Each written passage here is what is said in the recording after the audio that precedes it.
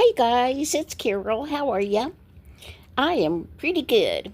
This is Friday night, and you're just going to see pictures of my dogs because it's about 10:30 at night. My granddaughter is spending the night with me and she's already asleep.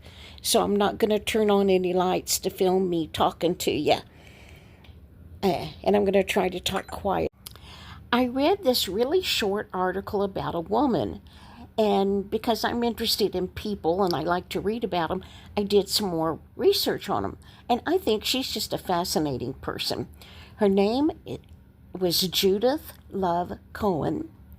She was born in 1933 in Brooklyn, and all through school she loved math and science. In fact, starting in elementary school, other students would pay her to do their math homework. She thought for a while that she wanted to be a math teacher. And then she decided she might want to go even farther and become an engineer. Now, she was in high school in the 50s. She told her high school counselor that she wanted a career in math and engineering. He told her to go to finishing school. She didn't listen to him.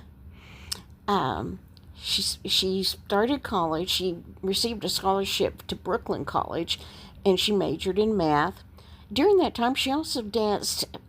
She was a ballerina. She danced in the Metropolitan Opera Ballet Company in New York. Anyway, she went to school at Brooklyn College for 2 years, and then she got married and moved to California. She got a job working as a junior engineer for North American Aviation, which for that time frame was pretty amazing in itself. She was going to University of Southern California at night taking classes. She received her bachelor's and her master's at USC without ever meeting another female engineering student. In 1957, after she graduated from USC, she went to work at Space Technology Laboratories. It eventually became a company called TRW. I have no idea what that stands for. And she stayed with that company from 1957 until she retired in 1990. Her engineering work included work on the guidance computer for the Minuteman missile and the abort guidance system in the Apollo lunar module. That system, the abort guidance system, played an important role in the safe return of Apollo 13 after an oxygen tank explosion left the service module damaged. And this abort guidance program saved the astronauts' lives. Her son, Nigel, said his mother considered her work on the Apollo program to be the highlight of her career.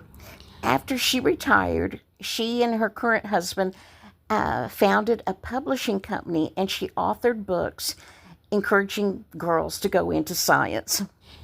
Now, back to that abort guidance system that she helped develop. Her son Nigel, at her funeral, talked about his mother was in the hospital about to give birth to his brother. But she brought along some work, a work problem printout to solve. She was also in labor. Later that day, she called her boss and told him that she had solved the problem and had a baby. Because she solved this math problem, she helped save Apollo 13. Anyway, she named that baby Jack, and he grew up, and he is the actor Jack Black. He has made, I don't know how many movies, a bunch of movies, but I have only seen him in one thing, and I loved him in this movie. I only saw that one movie because it's a true story about a woman, and her son used to live in Amarillo at the time of her death. And there was a big article in the newspapers. That's the only reason I know about this movie. It was based on the true story about Marjorie Nougat, She had been married to an oilman, and they had retired in this little town in East Texas called Carthage. Well, her husband died in 1990. One of the funeral directors working at the funeral home that took care of her husband's funeral was this really nice, popular man named Bernie Tidy. I think that's how you pronounce his last name. I think it's Tidy. It may be Tide. But anyway, Bernie is his first name. Now, in this little town of Carthage, Bernie was one of the most beloved residents of that town. He was a Sunday school teacher, a choir member, and he created spectacular funerals. He was a friend to everybody, including Marjorie Nugent. I hope I'm pronouncing her last name correctly, too. I'm not sure. Anyway, she was a super rich widow, richest widow in a town full of rich widows. And I hate to say this of the dead, but most people thought she was really nasty and hateful, and she didn't have any friends. Well, Bernie was extra nice to her because she didn't have any friends. He just went out of his way to be friendly to her. Eventually, they became companions, even though she was 40 years older than him. Well, in 1991, Marjorie altered her will and disinherited her only child. She left her entire $10 million estate to Bernie. Within a couple of years, Bernie left his job to work for Nugent full-time as her business manager and travel companion, and they traveled all over the world. She would tell people that she was going to spend all her money before she died. And so that's what they were doing.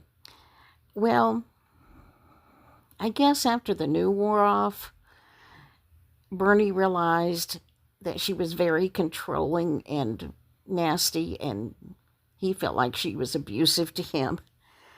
And one day he snapped in November of 1996. He shot her in the back 3 times. Then he prepared her body because he was a funeral director, and he put her in the freezer in their garage. I remember one article I read said she was laying underneath a Marie Callender pie. It's not funny. It's not funny. This woman died. Well, he continued on with his life. Nobody in the town knew she was dead. She didn't have any friends. He was giving away her money. He was traveling. He was living a pretty good life. Well, about the time that Bernie moved in with Marjorie, she cut ties with her son. He had been trying to reach her for 9 months and could not get in touch with his mother. So he and his daughter went down to Carthage, went to her house, still couldn't get in touch with her, so they searched the house and they found her body in the freezer. Now, that entire bizarre story became the movie Bernie. Evidently, it stuck pretty close to the truth. Her nephew did an interview with a New York newspaper, and he said he'd watched the movie twice, and yeah, that pretty much was the way the story went. Bernie was played by Jack Black in this movie. It also starred Shirley MacLaine as Marjorie and Matthew McConaughey as the sheriff in this little town. After it came to light that he had killed Marjorie, a lot of the townspeople went to the sheriff and asked him to be lenient with him because they so loved him and he was such a good man and she was such a nasty person. I don't know how many times I've seen that movie. I've seen it several. To me, it's a really good movie. Whenever I've watched it, it's because we have checked out the DVD from the library. So if you want to watch Bernie and watch a movie about this bizarre story. See if your library has the DVD, Bernie, or you can stream it online. Okay, guys, I'm going to go now. Hope you guys are doing good. I'll try to do another video tomorrow. Bye. Hope you have a happy, happy weekend. Oh, even though many of the townspeople just begged the sheriff to go easy on Bernie because they liked him so much, he was convicted of murder and he's in prison and has a life sentence. Okay, this is really the end. See you in the next video.